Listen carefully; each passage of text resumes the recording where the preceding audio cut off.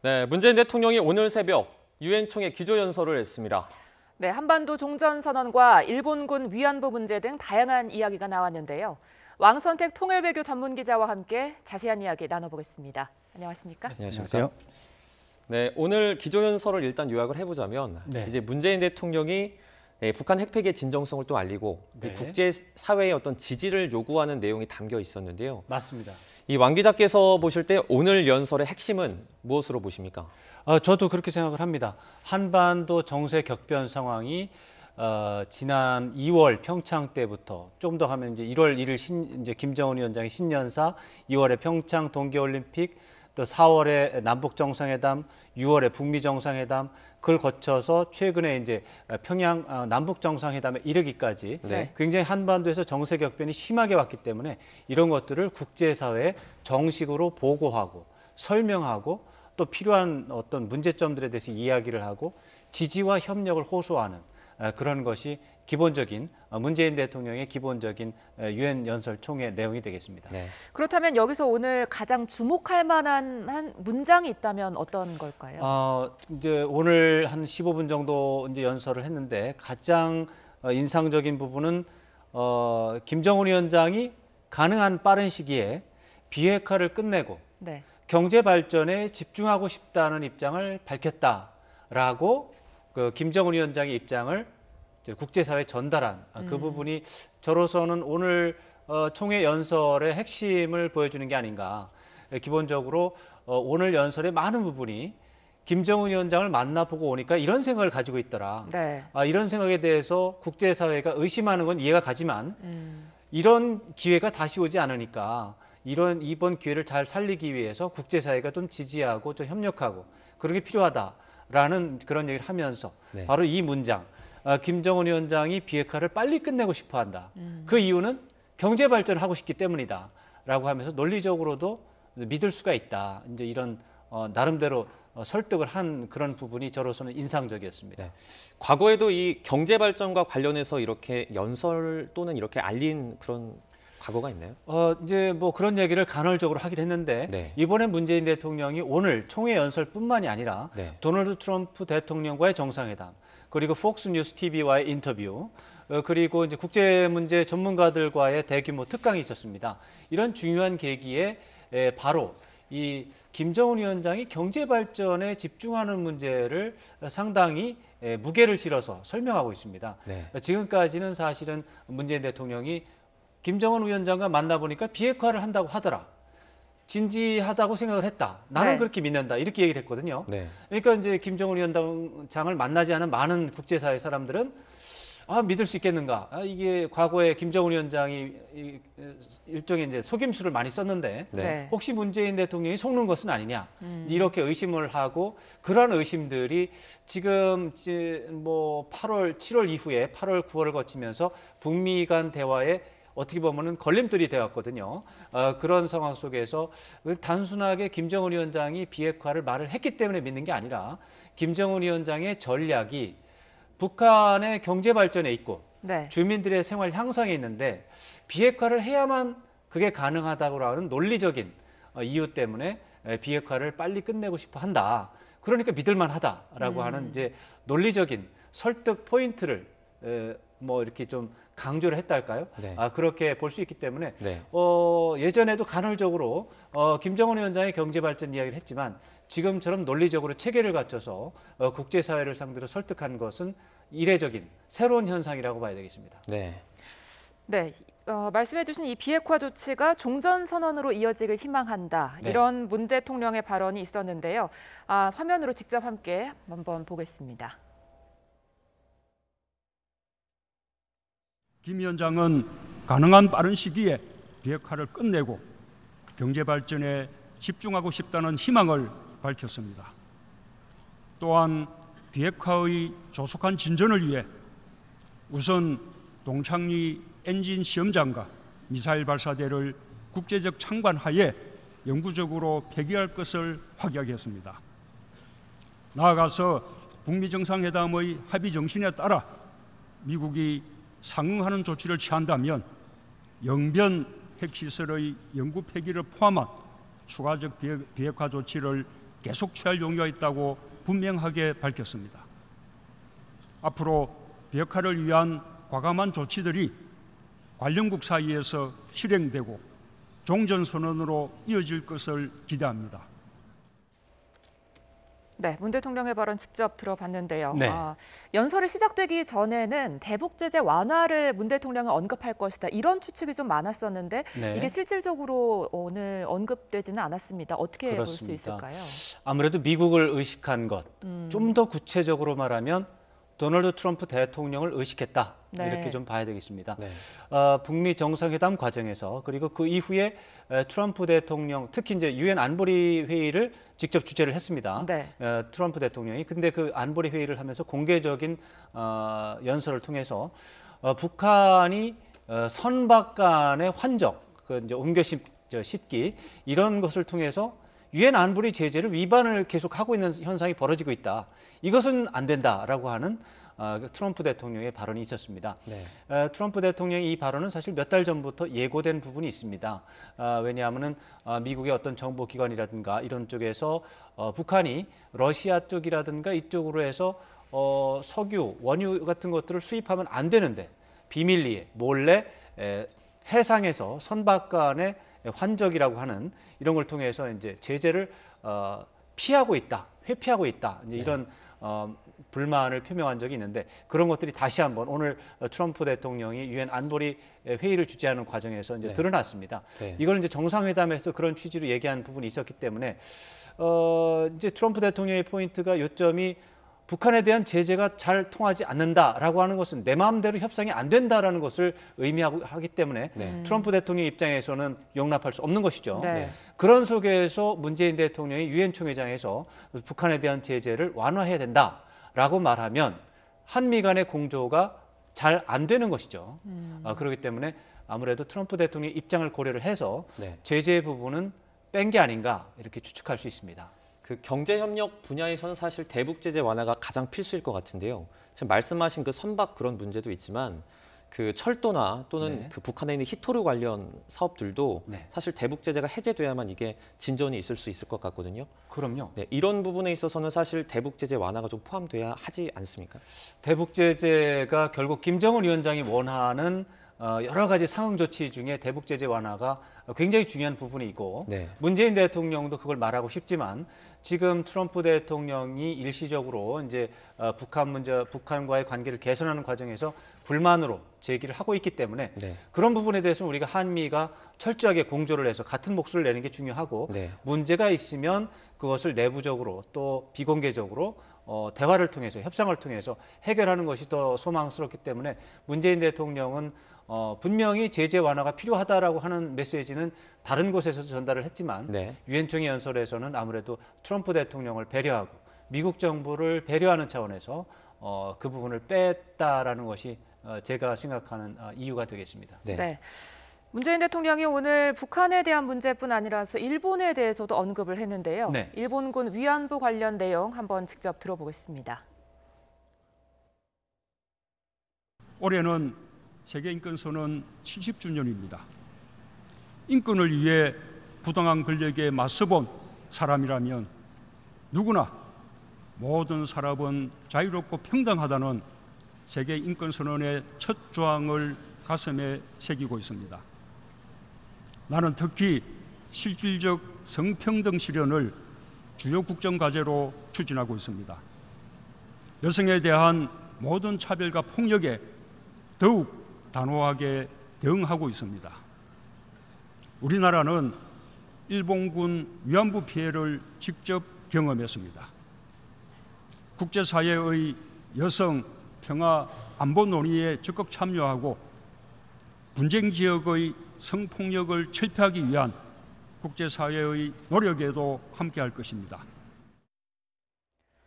네, 문 대통령이 어제 한일 회담에 이어서 오늘도 일본군 위안부 문제를 언급했는데요. 네. 이렇게 공개적인 석상에서 이런 말들을 언급을 하다 보면은 일본에 상당한 압박이 될 것 같은데 어떻게 보십니까? 아무래도 압박이 될 수 있는데 내용을 들어보면 굉장히 정교하게 계산된 발언이다 이렇게 네. 좀 말씀드릴 수가 있겠습니다. 기본적으로 일본군 위안부 관련한 내용이 나오긴 나왔는데 네. 일본을 직접적으로 공격하는 문장이 아닙니다. 이게 이 전체적인 문재인 대통령의 발언은 인권 문제, 국제사회 인권 문제가 중요하고 네. 한국 정부가 인권 문제에 대해서 최대한 성의 있게 협조를 한다. 그리고 특히 한국 정부는 과거에 일본군 위안부 문제와 같은 구체적인 문제가 있었기 때문에 전시 여성 성폭력 문제 이것을 해소하는 데 굉장히 관심이 있다. 그래서 인권 문제라고 하는 보편적인 국제사회 보편적 문제를 이야기하고 있는 과정에서 일본군 위안부 문제를 어떤 이야기의 소재로 끌어낸 것입니다. 이것은 일본을 공격하기 위한 발언이라고 말하기가 좀 어려운 부분이 있습니다. 오히려 일본군 위안부 문제가 과거 한일 간의 외교 현안이었는데 이것은 그대로 가되 이것을 국제사회에서 토론하는 과정에서 인권 문제라고 하는 더 큰 주제, 보편적인 주제로 그냥 연결시키는 그런 차원으로 어떻게 보면 승화를 시켰다 할까요? 이제 격상을 시킨 그런 문제가 있습니다. 그래서 일본을 상대로 한 게 아니라 국제사회 보편적인 인권 문제를 증진하는 그런 메시지를 강조하는 차원으로 이해를 해야 되겠는데 이렇게 되면 일본이 대응하기가 어렵습니다. 일본을 공격한 게 아니라 인권 문제를 촉진하자는 얘기인데 이것을 반대하기 좀 어렵습니다. 근데 그 얘기를 하면서 위안부 문제가 계속 들어가기 때문에 우리 정부 입장에서도 굉장히 어떻게 보면 현명한 전략이 되겠고 일본 정부 입장에서는 대응하기 어렵습니다. 이 문제에 대해서 반대를 하면 인권 문제를 좀 더 발전시키자는데 반대하는 거냐 이렇게 들어가기 때문에 국제사회 전체 사람들이 일본에 대해서 비난할 수가 있고 근데 이제 예를 들어서 일본을 직접적으로 공격하는 것이라면 한국과 일본의 외교 현안에 대해서 우리는 동참하지 않겠다. 이게 이제 미국이라든가 유럽의 많은 나라의 일반적인 입장이에요. 그렇기 때문에 말씀드린 것처럼 문재인 대통령의 위안부 발언은 매우 정교하게 계산된 발언이고 일본을 자극하지 않으면서도 일본을 외교적으로 압박하는 그런 어떻게 보면 굉장히 현명한 대응이 되겠습니다. 다음 달 드디어 이 마이크 폼페이오 국무장관이 이제 북한을 방문하기로 했는데요. 이 비핵화와 관련해서 진전이 나올 가능성이 있을까요? 이 부분에 대해서 이제 진전이 있을 것이라고 기대를 하고요. 이미 가겠다고 한 것 자체가 진전을 반영한 것일 수도 있다. 이렇게 볼 수가 있습니다. 지금 평양을 방문한다는 얘기가 오늘 나온 얘기인데, 오늘 새벽에 나온 얘기인데, 리용호 외무상과 뉴욕에서 회동을 한 것 자체가 한 발 더 나간 것이고요. 그 회동이 끝난 다음에 미 국무부에서 폼페이오 장관의 평양 방문을 얘기를 했고 또 그 형식이 김정은 위원장의 초청을 수락한 형태가 되어 있습니다. 김정은 위원장이 초청을 했다라고 하는 것도 상당히 관계 진전의 어떤 하나의 징표가 될 수가 있고 또 가서 두 가지 주제를 또 제시를 했습니다. 비핵화 이제 그 싱가포르 선언 북미 정상회담 공동 선언의 이행에 있어서 추가적인 진전을 논의할 것이다.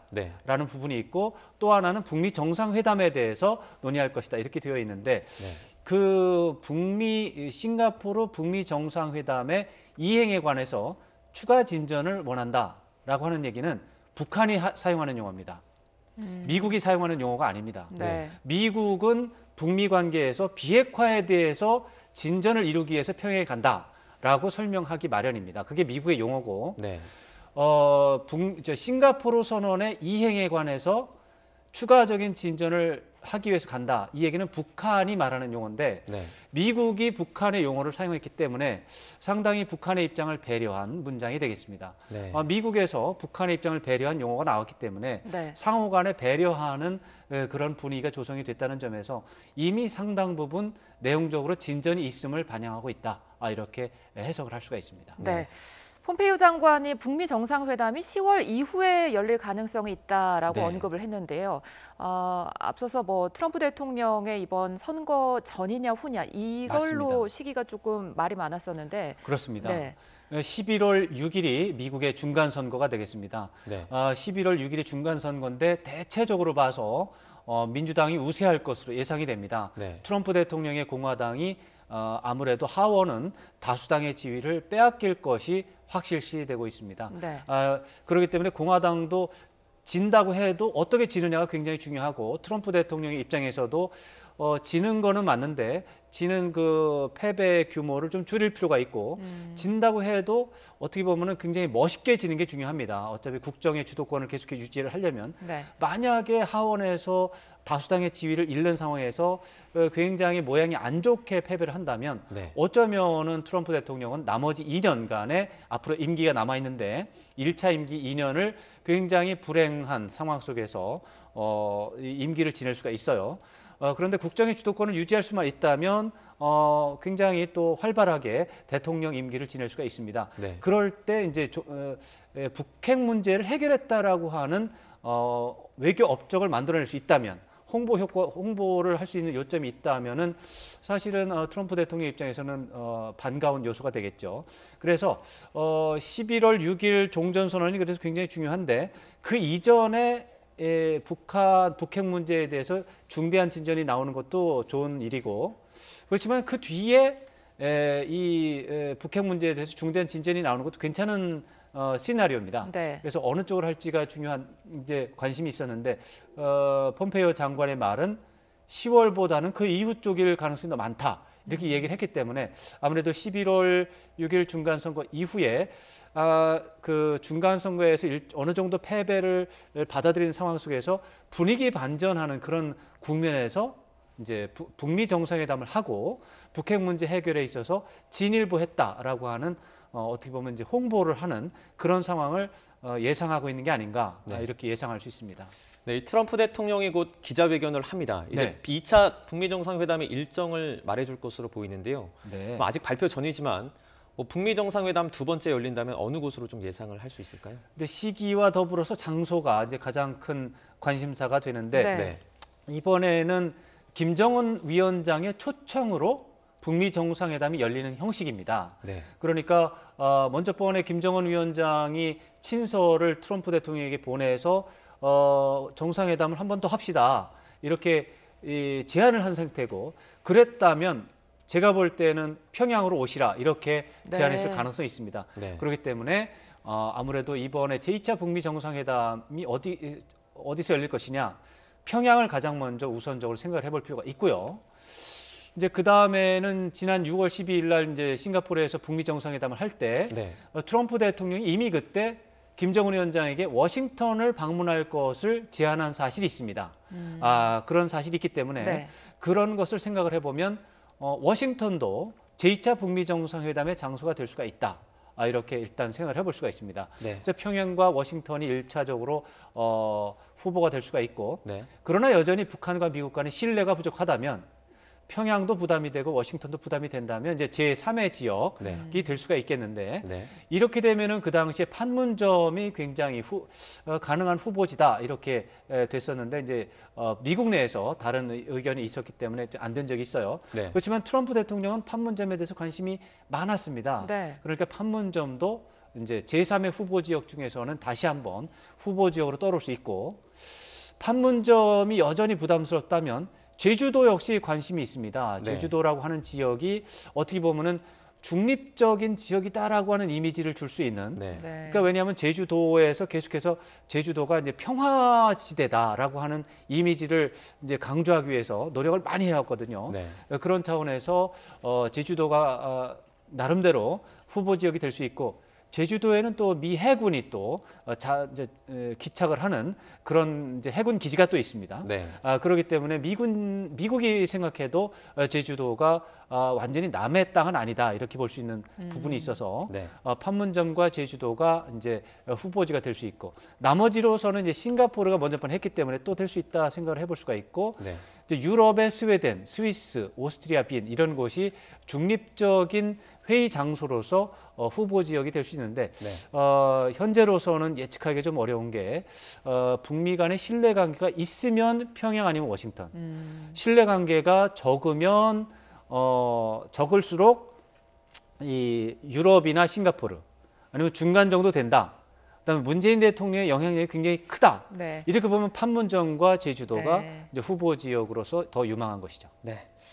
알겠습니다. 문재인 대통령의 유엔 총회 기조연설과 관련해서 많은 내용이 있었는데요. 네. 오늘 왕선택 통일외교 전문 기자와 함께 자세한 이야기 나눠봤습니다. 네. 고맙습니다. 네.